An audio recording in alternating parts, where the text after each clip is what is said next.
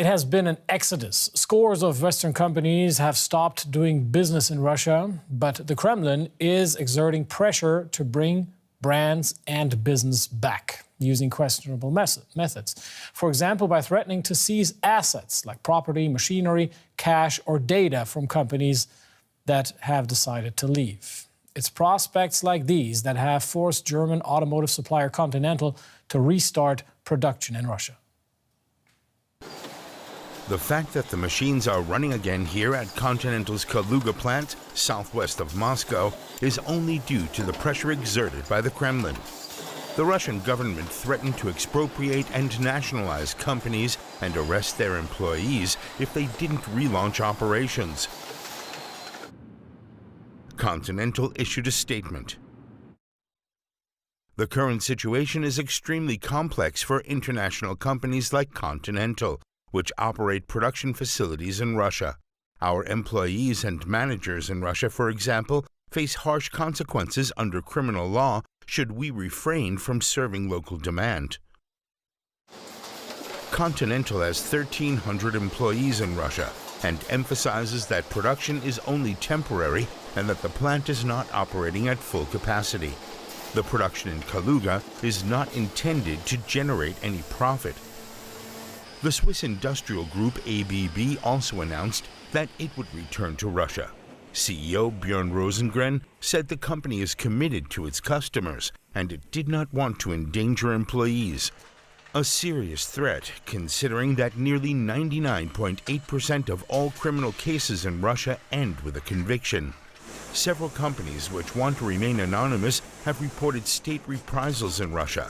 There is talk of intimidation attempts, threatening phone calls, as well as visits from police and the public prosecutor's office.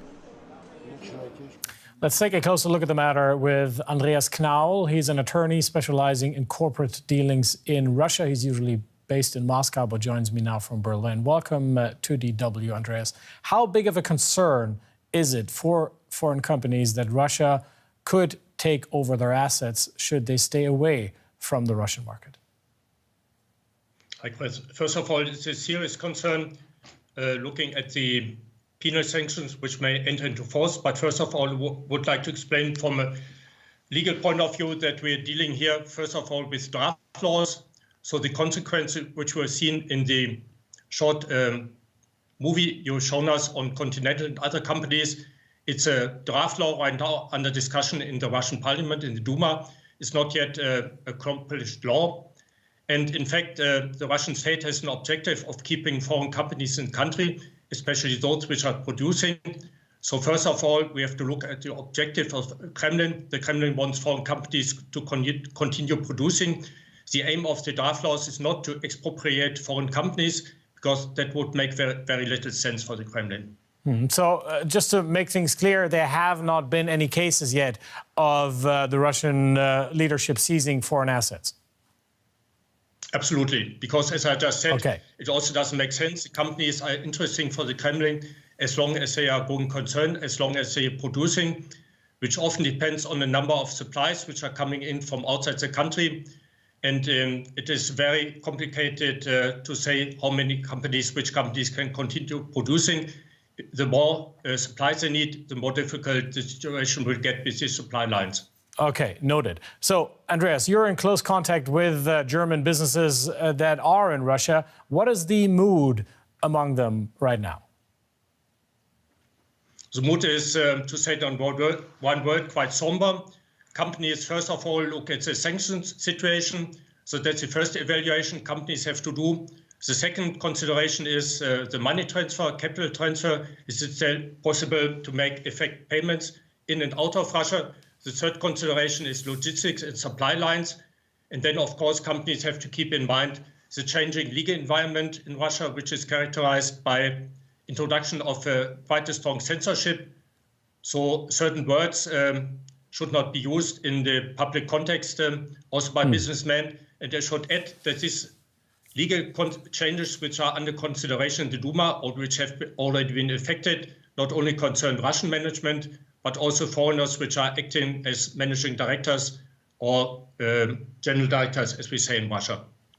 Andreas, you mentioned there people have to be careful with the words they use. How will this war change the rule of law in Russia in the long run? In the long run, it's very hard to evaluate, but in the short term, we see already tendencies which are very clear towards an authoritarian system of law, which is a clear sign of which is the introduction of censorship. So the words which you are using in this context, I should strongly avoid if I want to come back to Russia and lead my company from Moscow. And briefly, Andreas, as a place of investment, what will Russia look like in the future? Russia will have to change considerably, and after the situation in Ukraine has come to an end, Russia will have to make a strong move towards introduction of a state of law in order to attract foreign investment again. Andreas Knaull, attorney in corporate affairs in Russia. Thank you for your insight. Thank you, Chris.